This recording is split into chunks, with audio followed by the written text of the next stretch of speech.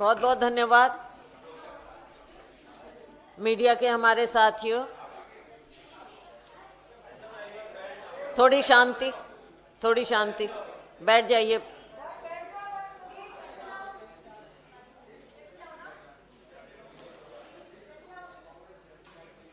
सबसे पहले मैं परिचय देना चाहूँगी, हालांकि आप सब जानते हैं हमारे उत्तराखंड के पीसीसी प्रेसिडेंट गणेश गोदयाल जी,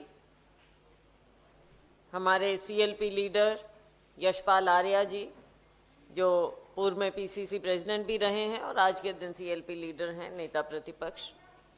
गुरदीप सप्पल जी को आप जानते ही हैं, हम हमारे सहयोगी कॉलीग्स हैं हम सीडब्ल्यूसी में। आज हम आपके सामने एक बहुत गंभीर मुद्दा लेकर आए हैं। उत्तराखंड में आप जानते हैं कि चुनाव नज़दीक है। अगले साल अगर समय पर चुनाव हुआ तो अगले साल शुरू में फरवरी में विधानसभा का चुनाव होना चाहिए।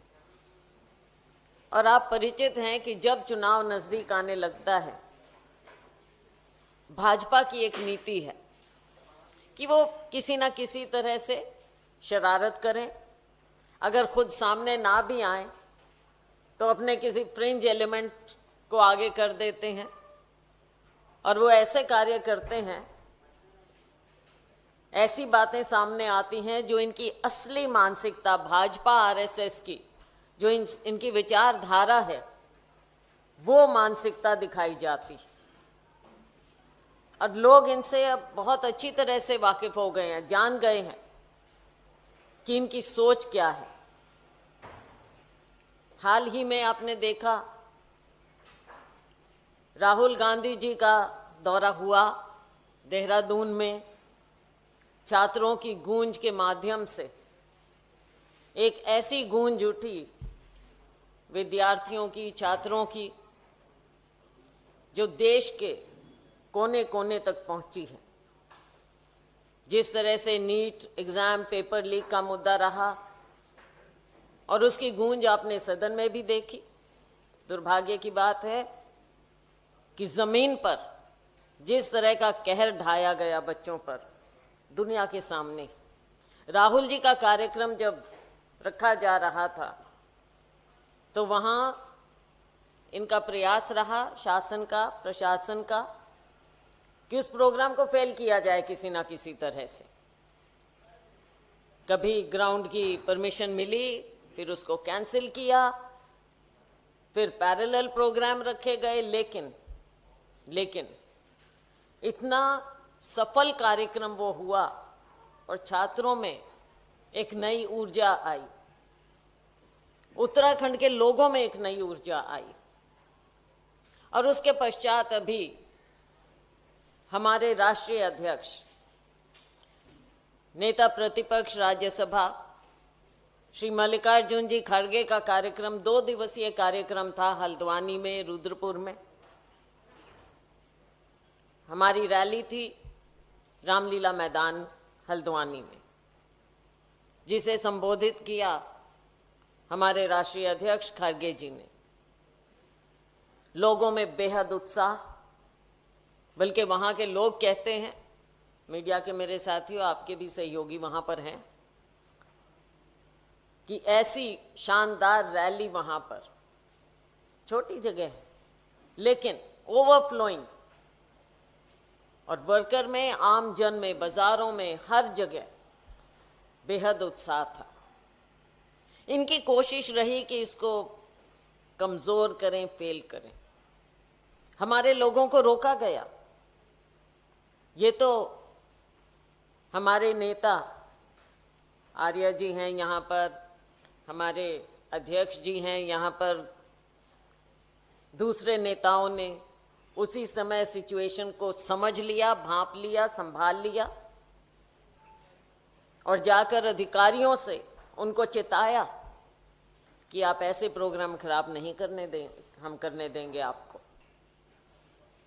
और ये हमारे वर्कर्स की बहादुरी है, हमारे राज्य के नेताओं का नेतृत्व कि उसके बावजूद हमारी रैली इतनी बढ़िया, इतनी सफल हुई। माननीय अध्यक्ष जी का भाषण आप लोगों ने सुना और जिस प्रकार से उन्होंने सारी बातें वहां पर रखी, एक प्रेरणा मिली वहां के लोगों को, उत्तराखंड के लोगों को। आगे आने वाली जो चुनौती है उसको हमने स्वीकार किया है। उत्तराखंड में भ्रष्ट सरकार भाजपा की, उसके दिन अब लद गए, लेकिन जो इनकी ओछी मानसिकता है उसका प्रमाण आपने अभी देखा 2 दिन पहले। जिस मैदान में हमारा कार्यक्रम हुआ, हमारे राष्ट्रीय अध्यक्ष जी का कार्यक्रम हुआ, उसका शुद्धिकरण किया जा रहा है। कौन है ये लोग? क्या भाजपा इससे सरोकार रखती है? क्या वहां का शासन उसको एनकरेज करता है? ये सोच इनकी ही है, भाजपा आरएसएस की सोच है कि अगर हमारे राष्ट्रीय अध्यक्ष को वो एक नेता के रूप में नहीं देख सकते, और सिर्फ इस बात पर, और ये हम इसलिए कह रहे हैं क्योंकि मैं खुद उस समुदाय से हूं, आर्या जी उस समुदाय से हैं, हमारे राष्ट्रीय अध्यक्ष, इसमें कोई वो है नहीं बात, हमारे को कोई शर्म नहीं है, हमें गर्व है हम जिस समुदाय से आते हैं। लेकिन क्या हमारा संविधान, बाबा साहेब द्वारा रचित संविधान, ये भेदभाव करने देता है? इस तरह का भेदभाव कि अगर कोई एक समुदाय से नेता, इतने बड़े नेता वहां जाकर प्रोग्राम करते हैं, भाषण देते हैं, तो उसका शुद्धिकरण होगा केवल इस बात पर? साथियों, ये आपने देखना है, देश के लोगों ने देखना है कि इनकी मानसिकता, भाजपा आरएसएस की मानसिकता क्या है। आज तक क्यों नहीं एक्शन हुआ? क्यों नहीं एफआईआर हुई?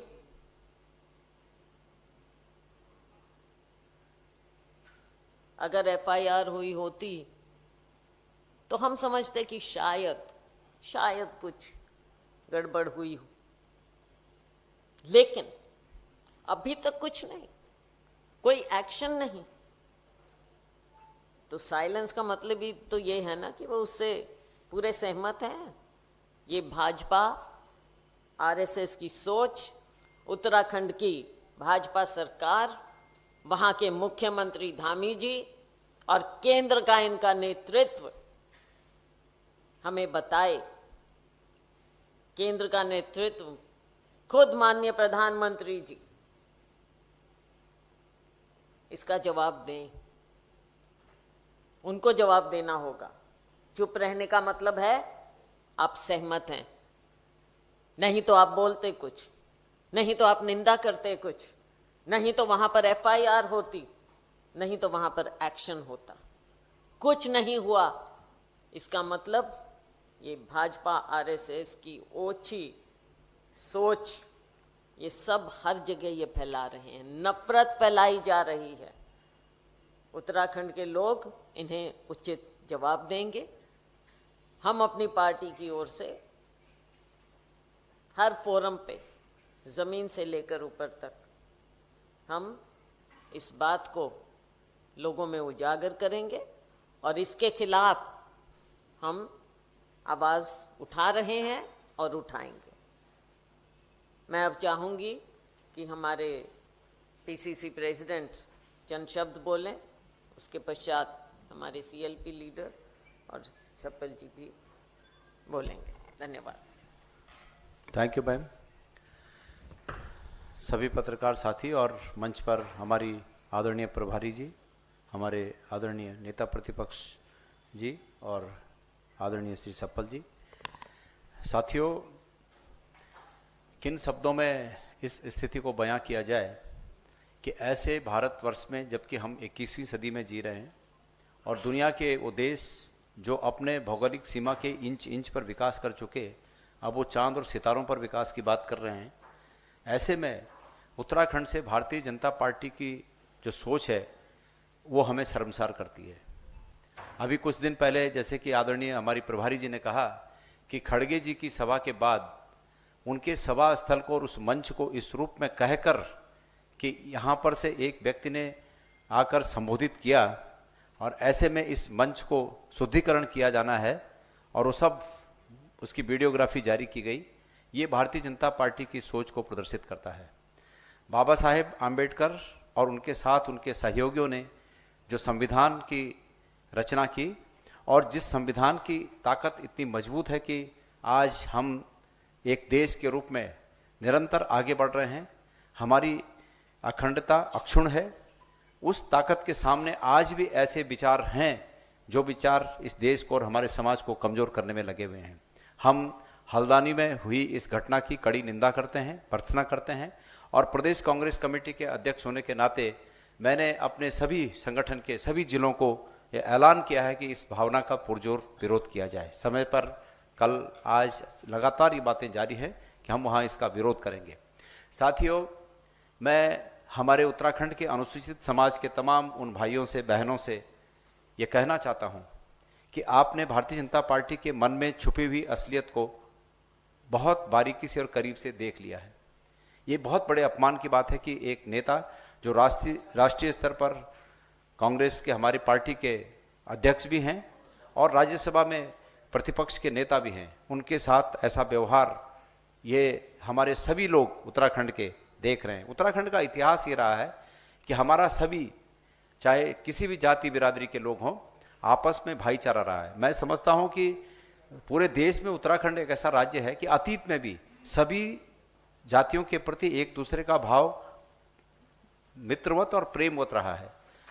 हमको बचपन की यादें हैं कि हम चाहे किसी भी जाति का व्यक्ति हो, अगर वो उम्र में बड़ा है तो हम उनको रिश्ते से ही पुकारते हैं और उन्हें मतलब पहले आदर के रूप में छोटा व्यक्ति उम्र में बड़े व्यक्ति को प्रणाम करता है, नमस्कार करता है। तो हम उस संस्कृति के लोग हैं। लेकिन आज भारतीय जनता पार्टी की संकीर्ण सोच ने समाज में दरार पैदा करने की कोशिश की है, ये वहाँ के लोग होने नहीं देंगे। मैं एक अंतिम में एक वाक्य कहना चाहता हूँ कि हमारे अनुसूचित जाति के भाइयों से, बहनों से और युवाओं से मैं ये कहना चाहता हूँ कि अतीत में जिन संघर्षों के साथ आज ये समाज इस स्थिति तक पहुंचा था कि सबको समानता का अधिकार मिले, आज उस स्थिति को खंडित करने की बीजेपी की कोशिश है। इसलिए जब भी कभी कोई उन्हें प्रोत्साहित करे, उत्साहित करे कि वो बीजेपी के समर्थन में आगे जाएं, तो आगे जाने से पहले बाबा साहेब आम्बेडकर जी की प्रतिमा के सामने जरूर खड़े हों, उनकी मूर्ति के सामने जरूर खड़े हों और इस विचार को अपने मन में लाएं कि बीजेपी का समर्थन करने हेतु जाने से पहले इस बात का विचार करें कि उनके इस कदम से ये भारत की, हमारे पूरे समाज की जो एकता, अखंडता और समाज को एक साथ आगे बढ़ने की जो संविधान की भावना है वो हतोत्साहित होती है। इसलिए कदमों को रोक दें। मैं निवेदन करता हूं कि इस बात की ग्राह्यता को हमारे सभी लोग समझेंगे और जिस प्रकार से हमारा प्रदेश पहले से ही इस बात के लिए मशहूर है कि यहाँ सभी जातियों, धर्मों के लोग एक दूसरे का सम्मान करते हैं, इस दिशा में आगे बढ़ेंगे। धन्यवाद।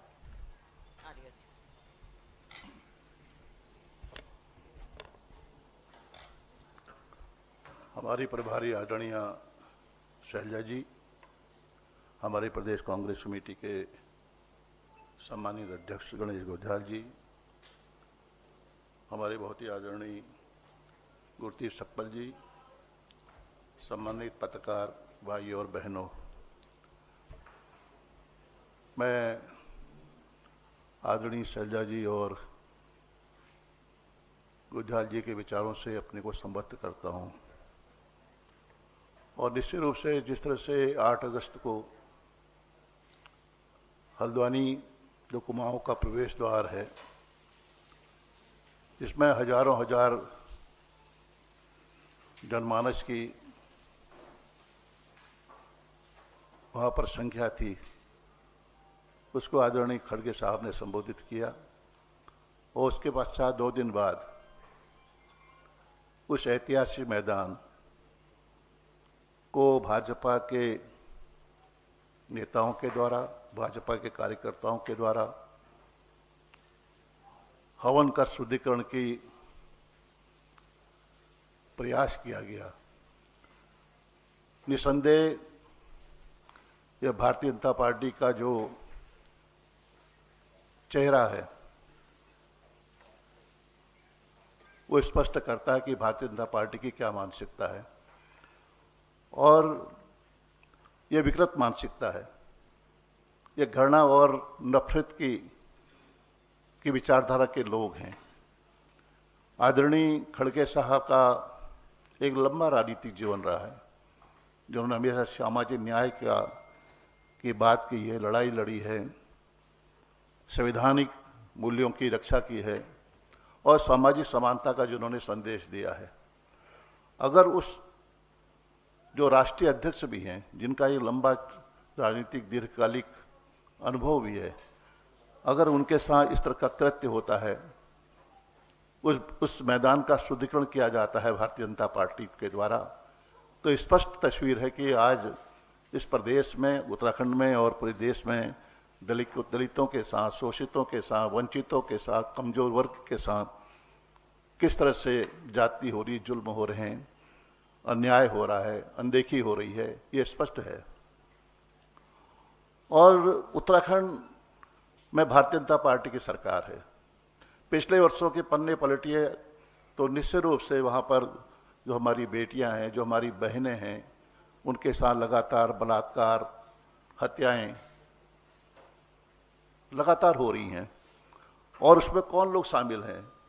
भारतीय जनता पार्टी के राज्य मंत्री, जो राज्य मंत्री हैं, जो उच्च पदों पर आसीन हैं, वो लोग इस बलात्कार में, हत्याओं में संलिप्त हैं, लेकिन कोई कार्रवाई नहीं होती है। एक डर और भय का माहौल बन चुका है। और मैं स्पष्ट करना चाहता हूं कि जो कृत्य भारतीय जनता पार्टी के नेताओं ने, कार्यकर्ताओं ने रामलीला मैदान हल्द्वानी में शुद्धिकरण हवन किया है, क्या केंद्रीय नेतृत्व उस मानसिकता को स्वीकार करता है? क्या उस मानसिकता का समर्थक है? यह मैं सवाल भारतीय जनता पार्टी के केंद्रीय नेतृत्व से जानना चाहता हूं।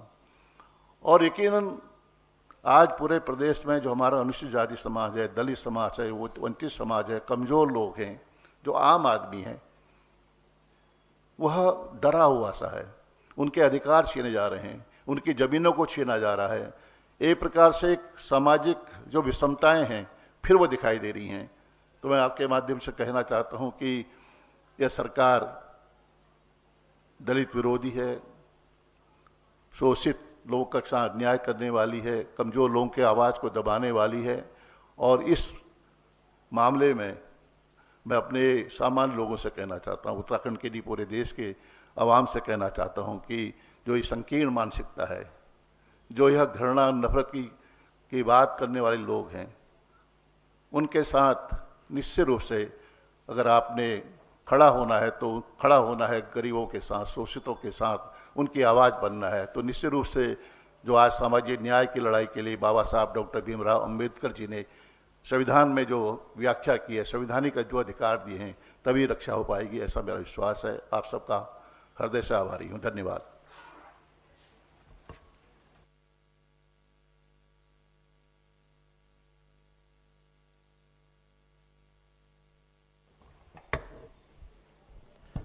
शुक्रिया हमारी आदरणीय शैलजा जी, उत्तराखंड के प्रदेश अध्यक्ष गणेश गोदियाल जी, हमारे नेता विपक्ष उत्तराखंड में फॉर्मर स्पीकर यशपाल आर्या जी, और आप सभी साथी लोग। जब भी ऐसी कोई बात होती है तो बीजेपी ये कहकर उससे बचने की कोशिश करती है कि फ्रिंज एलिमेंट है, पर होता क्या है कि फ्रिंज एलिमेंट जो काम करती है वो उनकी केंद्रीय सोच को दिखाती है। जो उनके केंद्र में उनकी फिलॉसफी है उसको वो फ्रिंज एलिमेंट ही आगे लेके जाता है।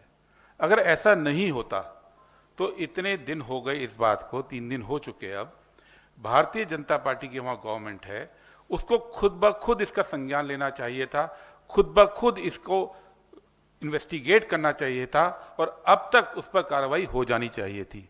लेकिन जिस घटना ने सबको झकझोर दिया उस घटना ने धामी सरकार की आत्मा पे कोई किसी प्रकार का प्रभाव नहीं डाला, वो चुपचाप बैठे रहे। आज जब माननीय खड़गे जी ने राज्यसभा के अंदर इस मुद्दे को उठाया तो आज बीजेपी के पूर्व अध्यक्ष और केंद्रीय मंत्री नड्डा जी ने बोला कि हम जांच करेंगे। सवाल ये है कि ये जांच खुद ब खुद अभी तक क्यों नहीं हुई। सवाल ये है कि खड़गे जी ना केवल कांग्रेस के अध्यक्ष हैं बल्कि राज्यसभा के अंदर नेता प्रतिपक्ष भी हैं, और होम मिनिस्ट्री जिसकी जिम्मेदारी है कि संविधान अक्षर लागू हो, वो होम मिनिस्टर की आत्मा पर कोई कचोट क्यों नहीं हुआ कि देश के लीडर ऑफ ऑपोजिशन जिनका पीछे 60 साल का एक स्वर्णिम इतिहास है जनता को सेवा करने का, जनता का प्रतिनिधित्व करने का, अगर उनके साथ हुई ऐसी घटना को लेकर देश के होम मिनिस्टर आज तक चुप बैठे हैं, तो क्या वो केवल और केवल इसलिए होम मिनिस्टर हैं कि देश की युवा जेन ज़ी के ऊपर आप अत्याचार करें, आप संसद से भागें, लेकिन जो जिम्मेदारी आपको मिली है संविधान के तहत उसको ना तो होम मिनिस्टर पूरा करते हैं अमित शाह, ना उत्तराखंड के मुख्यमंत्री धामी इसको पूरा करते हैं। 15 अगस्त आ रहा है, स्वाधीनता दिवस है। स्वाधीनता दिवस के साथ साथ हमारा संविधान जुड़ा है जिसने तय किया था कि इस देश के अंदर सब बराबर होंगे। पुष्कर था मैं, वो गलत बोल गया था मैं। ये संविधान ने तय किया था कि सब लोग बराबर होंगे, और सदियों से जो छुआछूत थी उससे हमको निजात दिलाने के लिए बाबा साहेब का, नेहरू जी का संविधान जो है वो आज सबके सामने है।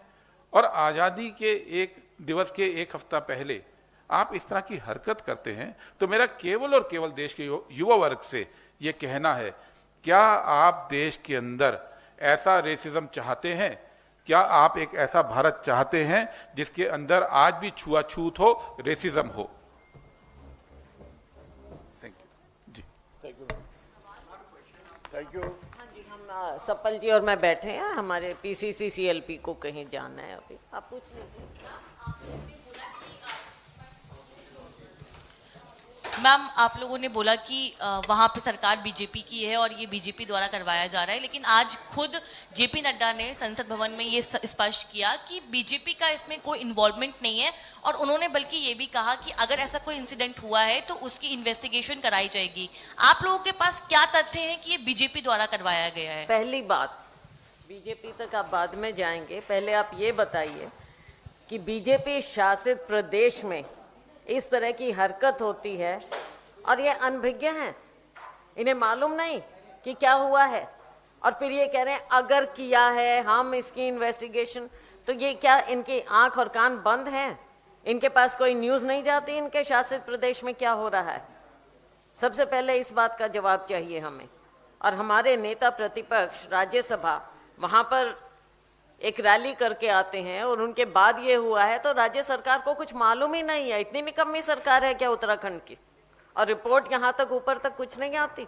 और अगर इन तक रिपोर्ट आई तो इन्होंने पूछा क्यों नहीं अपनी राज्य सरकार से कि ऐसा कुछ क्यों हुआ है?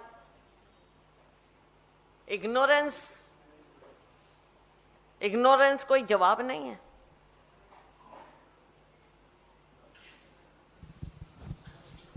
मैम, शैलजा जी।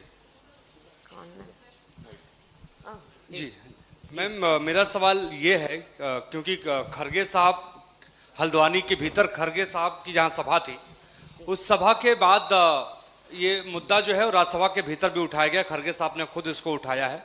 जेपी नड्डा ने जिस तरीके से जवाब दिया, उन्होंने कहा है कि भारतीय जनता पार्टी का कोई उसमें लेना देना नहीं है, हम इसकी जांच करेंगे, हमें खेद है।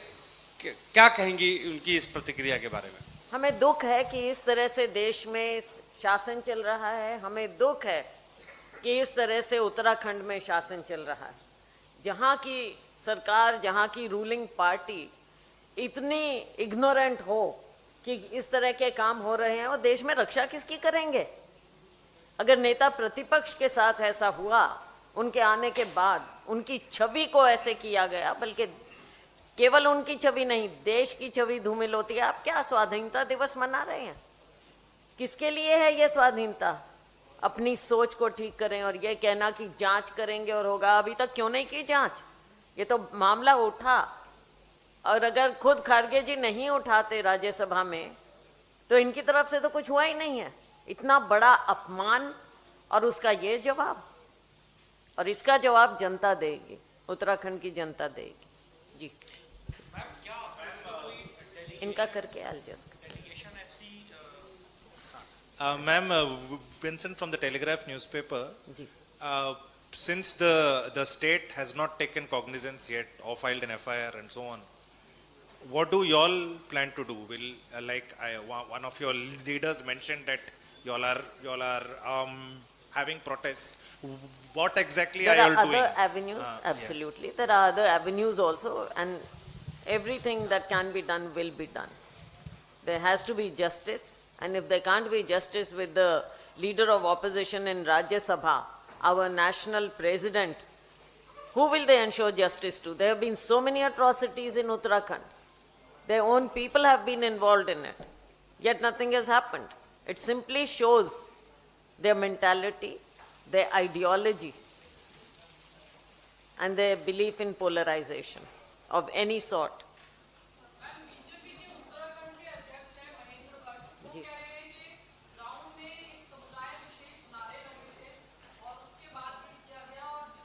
अच्छा, अब ये डिफेंस है इनका, पहले तो कभी ये बात आई नहीं, वहां पर पूरी रैली हुई है, लाइव टेलीकास्ट हुआ है, तो अब ये डिफेंस में सोचकर ये बात कह रहे हैं। अल्टीमेटली तो वहीं आ जाती है ना इनकी मानसिकता कुछ लेना देना नहीं, असली बात कुछ, निशाना कहीं और। मैं तेजपाल सिंह, सवाल ये है कि ये अभी कह करके क्योंकि इनका तो सबसे बड़ा संगठन है, वहाँ अगर किसी पर आरोप भी लगता है तो एक बार कह देते हैं कि हमारे साथ में नहीं है जो है, लेकिन बात एससी और माइनॉरिटीज़ और फीमेल्स को लेकर के बंच ऑफ थॉट्स में भी इनकी किताब के लेख हैं, तमाम सारी चीज़ें विवादित हैं। तो मेरा सवाल ये है कि जहाँ जहाँ बीजेपी की सरकार लगातार बढ़ती जाएगी, ताकत बढ़ती जाएगी, तो क्या एससी और फीमेल्स के लिए खतरा भी उतना ही बढ़ेगा? खतरा इतना पड़ा हुआ है, आपने देखा, बार बार देखा, अनेक राज्यों में देखा जहाँ पर इनका शासन है, ये कहते कुछ हैं करते कुछ हैं, इनके लोग जहाँ पर उसमें संलिप्त होते हैं कोई एक्शन नहीं होता, और ये तो कहते हैं हम तो किसी के खिलाफ एक्शन लेते नहीं। इनके अपने लोग, इनके मंत्री, इनके पदाधिकारी जहाँ पर होते हैं, आपने देखा यूपी में भी देखा, आपने उत्तराखंड में आप देख रहे हैं, कहाँ कौन सा एक्शन होता है। ये इनकी सोच है, इनकी मानसिकता है। मैम, इस घटना के बाद आप लोगों का क्या कोई delegation SC commission office visit करने को लेकर तैयारी कर रहा है, या सीएम को रिटन हमारी हर तरह से एक्शन होंगी, और वो आपको मालूम पड़ता रहेगा हर जगह हमने इस चीज़ को, क्योंकि जो इतना बड़ा ये इन्होंने अन्याय किया है उसके खिलाफ, नफरत फैलाने की जो कोशिश की है उसके खिलाफ कांग्रेस पार्टी ज़रूर पूरा एक्शन लेगी। मैम, राष्ट्रीय अध्यक्ष के अपमान और एक जाति विशेष के अपमान को लेकर क्या कांग्रेस कोई आंदोलन तैयार कर रही है, कुछ विरोध प्रदर्शन? देखिए, ये एक अपमान केवल राष्ट्रीय अध्यक्ष का नहीं है। आज के दिन जब आप स्वाधीनता दिवस मनाने जा रहे हैं, क्या ये संदेश दे रहे हैं आप देश को कि कोई कितना ही अपनी मेहनत से ऊपर उठे और संविधान सबके लिए, ना केवल अनुसूचित जातियों के लिए, लेकिन सबको समानता देता है, लेकिन आपकी सोच अभी वहीं अटकी हुई है। कितने हजार साल पहले आप उस विचारधारा के संरक्षक हैं जो भेदभाव करता है। ये मैसेज है इस पूरी हरकत का, और भाजपा के, इनके शासन के, इनके प्रशासन के जो उदासीनता है, ये साफ इस ओर इशारा कर रहा है। Thank you.